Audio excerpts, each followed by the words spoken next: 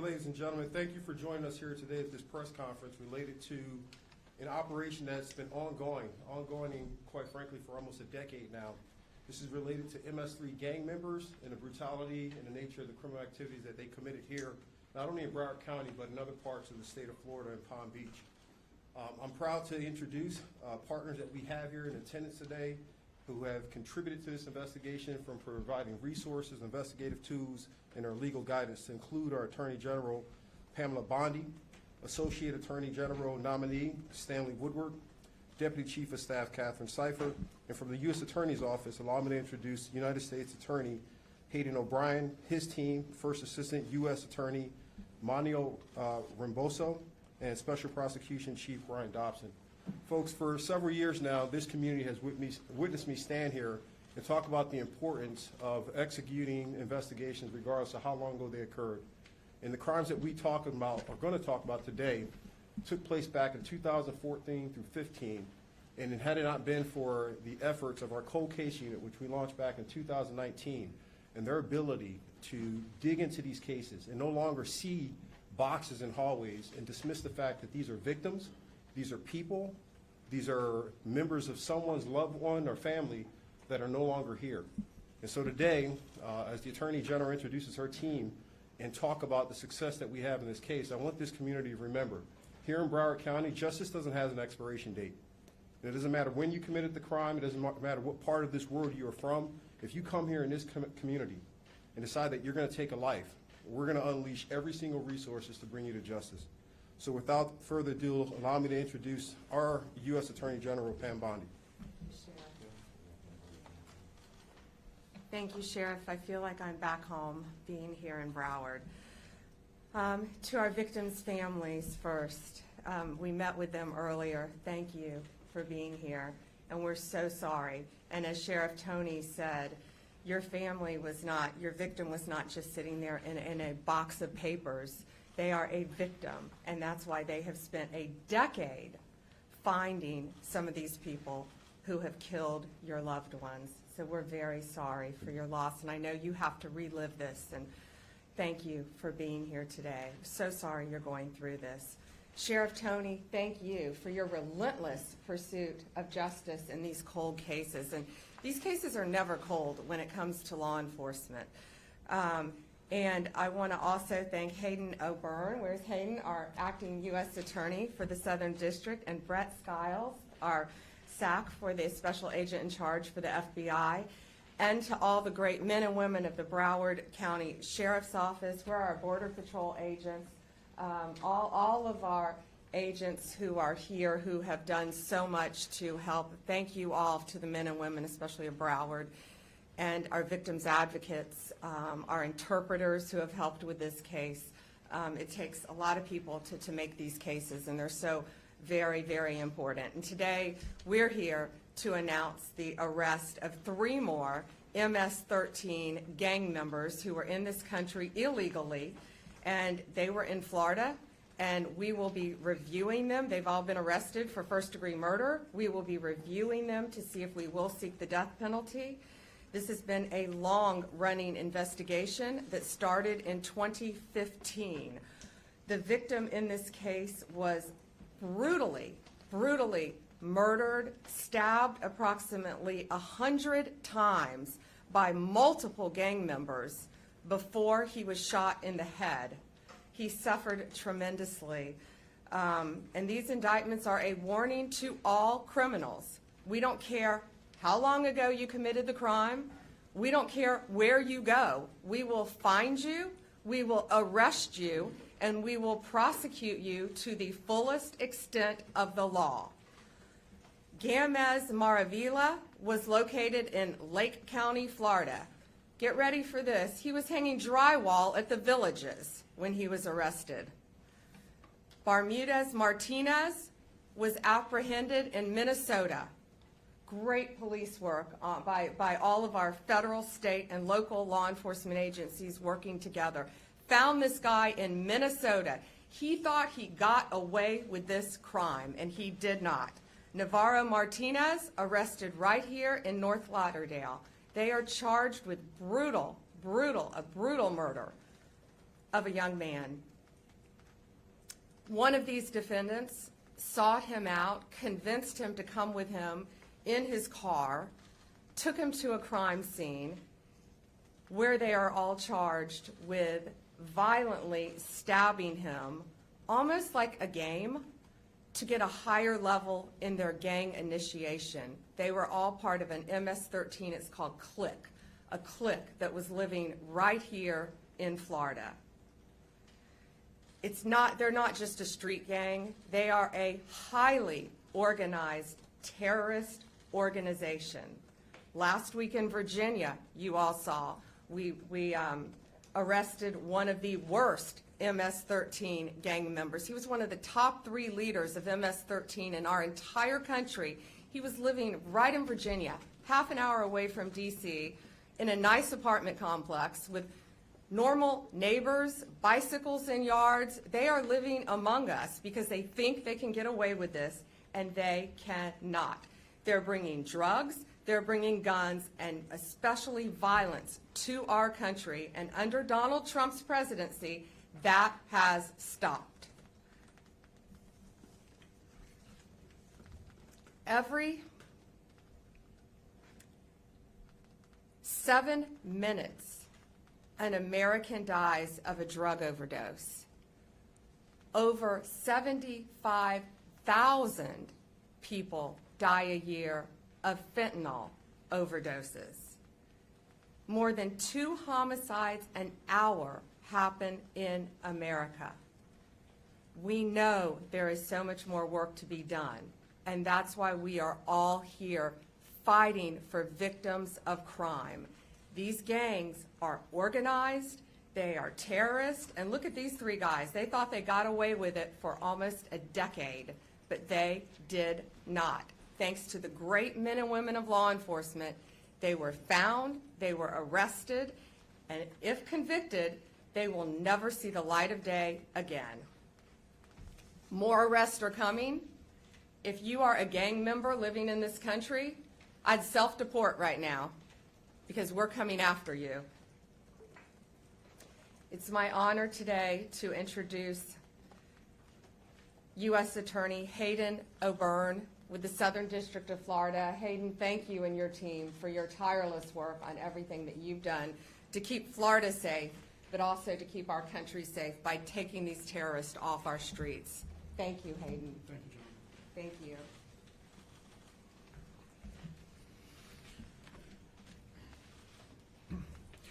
Thank you, General Bondi, for your support of the really strong state and federal partnerships that we have here in Florida and elsewhere across the country.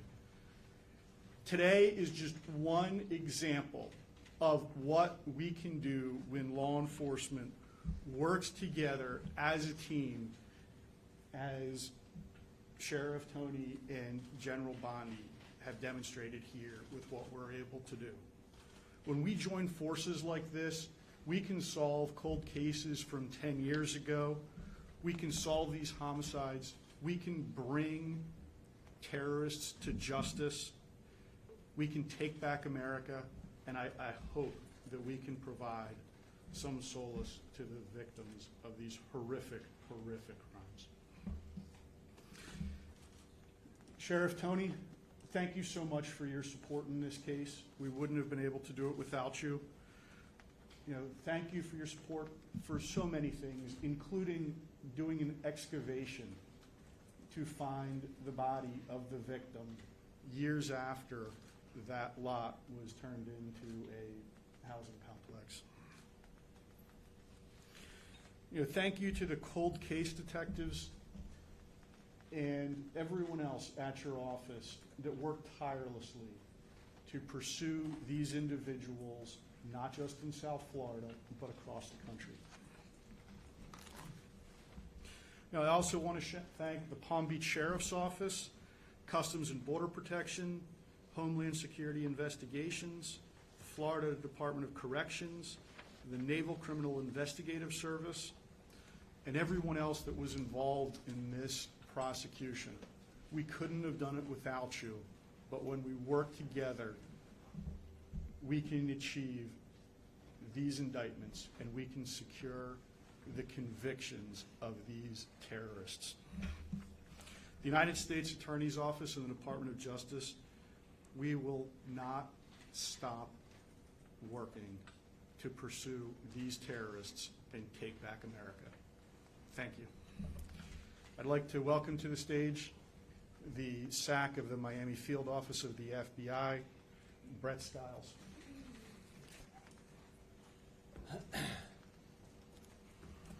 Morning. So on March 6, 2025, 3 MS-13 members were indicted for violent crimes in aid of racketeering, also known as VICAR, for murder as part of an ongoing FBI investigation involving 4 homicides in Broward and Palm Beach counties. So these 3 indictments represent the last of 9 subjects believed to be involved in 4 homicides. Within the last 6 months, 5 other MS-13 members have pleaded guilty, and the 6th was convicted at trial for VICAR murder related to this investigation. The convicted MS-13 members currently, one of them is facing a life sentence. All the others, if convicted, are also facing life sentences. MS-13 is a violent international criminal organization that has no respect for borders, law enforcement, or human life. In fact, one of the final tests for membership is to commit murder. They have made inroads into many cities across the country, committing a variety of crimes, including drug trafficking and extortion, and they must be stopped.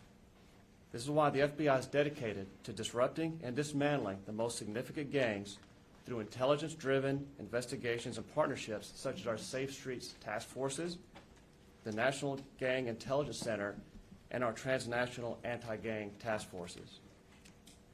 Again, I want to thank our partners in this complex investigation, to include the U.S. Attorney's Office, Customs and Border Protection, the Broward Sheriff's Office, U.S. Border Patrol, Homeland Security Investigations, the Palm Beach Sheriff's Office, and the Florida Department of Corrections Office of the Inspector General. Additionally, I want to highlight the ongoing the ongoing close cooperation with our law enforcement partners in El Salvador and Mexico on this and other investigations. Only through the hard work and diligence of law enforcement professionals within these organizations was this investigation a success. And the fight isn't over. Together, as a great law enforcement community, we're better positioned to root out any gang that seeks to commit violence against our citizens and the communities that we serve.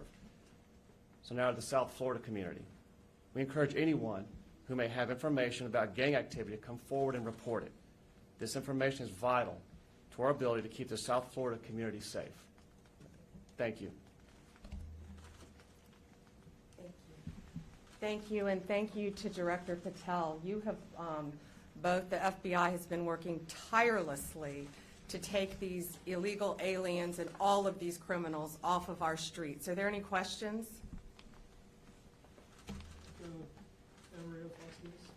Hi. Obviously, the MS-13 gang has been here for the last 10 years. This is a cold case. Can you please explain and expand on the scope of how long and wide this gang, specifically in Florida, has affected our communities? Well, if you could see the pictures of this victim, too, brutally, any homicide, in my opinion, is brutal, but brutally stabbed. It was over 100 times, right, Sheriff? All over his body. I mean, his neck, his chest, his entire body, almost like a game. Didn't they call it a piñata? They called him a piñata. That's how frightening and dangerous these people are. These gangs are organized, terrorist. They have a command structure, and one of the reasons they commit murders in this way is to increase their level within the gang. So yes, they had been operating right here. One of them, as I said, was caught in Minnesota. They are living among us, the most violent of violent, but no longer. Thanks to great police work, and again, it's state, local, and federal agencies working so well together. We're going to find them all and take them off the streets. These 3 were here illegally from El Salvador. Can you explain how the 9 and possibly 10th there, how they're are they responsible for more than one murder? If you can talk about the scope. Multiple murders for the other ones. Do you want to take that? Multiple murders. Yes, there were a total of 4 murders involving these defendants down here in South Florida. In the trial that just concluded, the people you see on the top row either pled guilty or were convicted of those murders. And then basically everyone on that was involved with the last murder that we've charged. And the 3 individuals that have been charged were involved in that last murder. They were part of the gang where they all went out and brutally stabbed the individual over 100 times as part of the gang initiation. So the 3 on the top there on the left, they're the ones for that Oakland Park murder? Yes, everybody was involved in the Oakland Park murder, and then there were 3 other murders down here in South Florida that various gang members were involved with.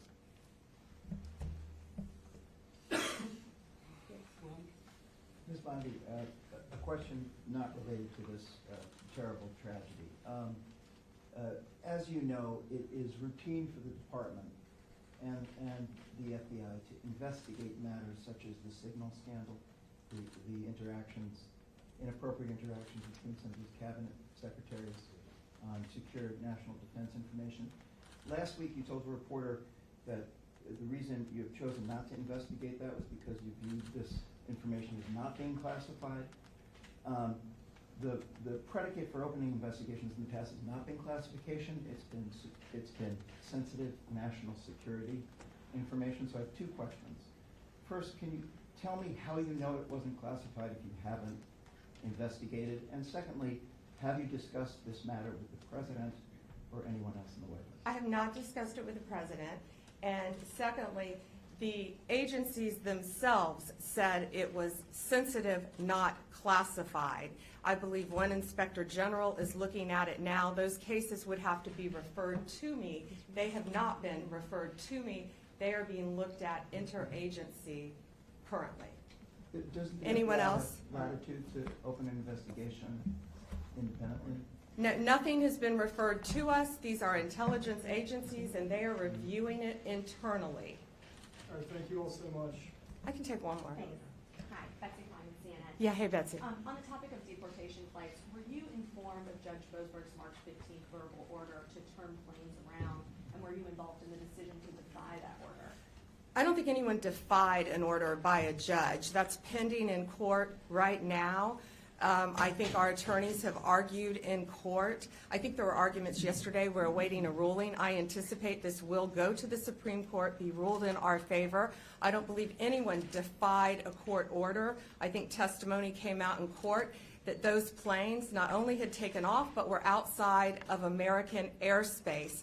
Moreover, they were illegal aliens from El Salvador, just like these guys on this chart, who are committing violent murders throughout our country. They were some of the worst to qualify under the Alien Enemies Act, and we should be concerned about the victims of these crimes here in our states more than these defendants. Were you involved Thank in you that all. decision?